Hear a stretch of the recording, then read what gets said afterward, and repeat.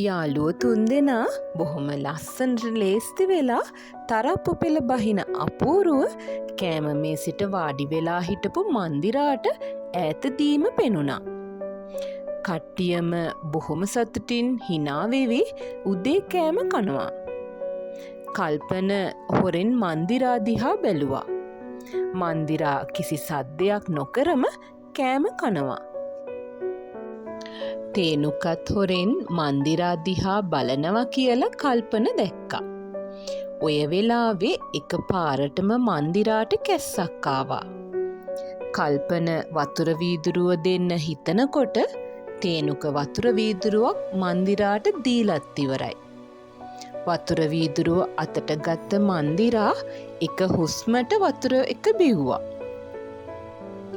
තේනුක බොහොම ආඩම්බරයෙන් මාලක දිහා බැලුවා. මාලක හිමින් කල්පන දිහාවට හැරුණා. කල්පන මුකුත් නොදැක්ක ගානට කිරිබත් කෑල්ලක් කටේ ඔබා ගත්තා.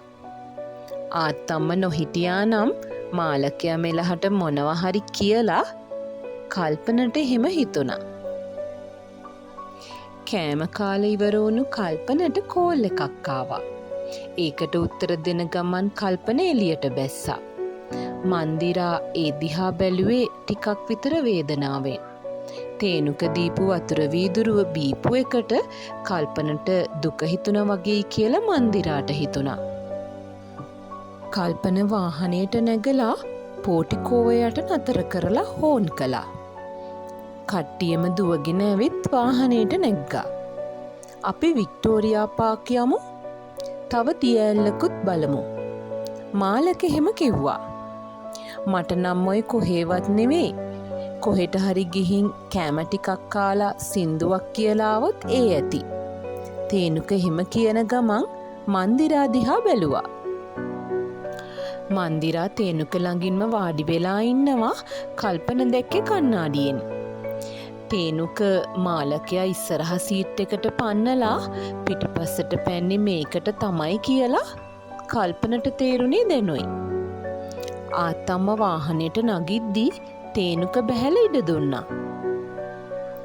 ආත්තම්ම මන්දිරා ළඟින් වාඩි වුණ නිසා තේනුකයට මන්දිරා ළඟ ආසනය අහිමි වුණා.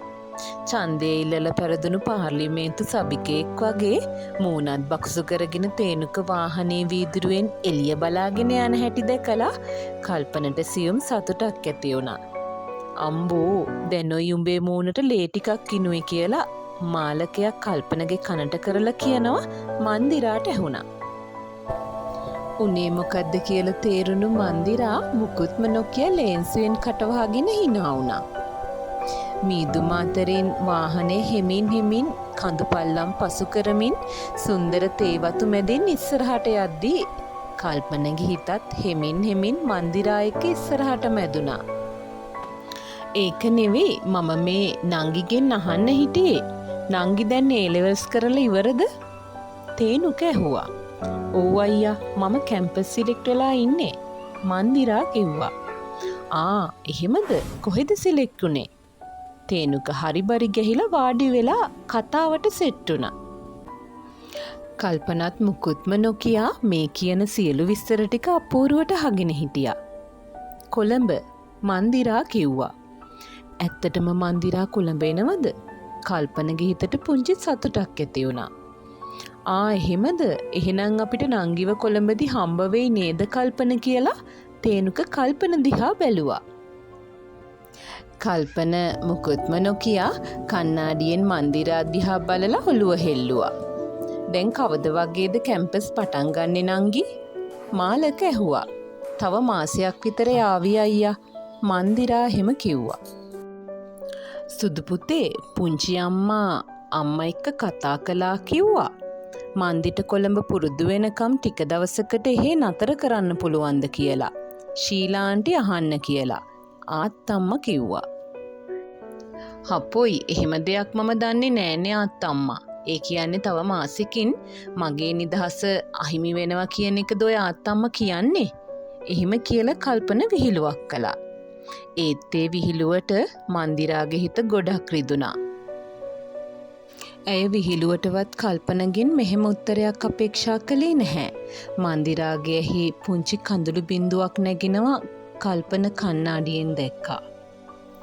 පව් කෙල්ලගේ හිත රිදුනා කියලා කල්පනගේ හිතටත් ලොකු දුකක් ඇති වුණා. ඒත් කල්පන ඒ බව නොපෙන්වා ඉස්සරහ කණ්ණාඩියෙන් මන්දිරා දිහා බැලුවා. කල්පන දිහා බලාන හිටපු මන්දිරා එකවරම අහක බලාගත්තා. ඒත් කල්පන ඒ තත්පරයට මන්දිරාට ඇහැක් ගැහුවා.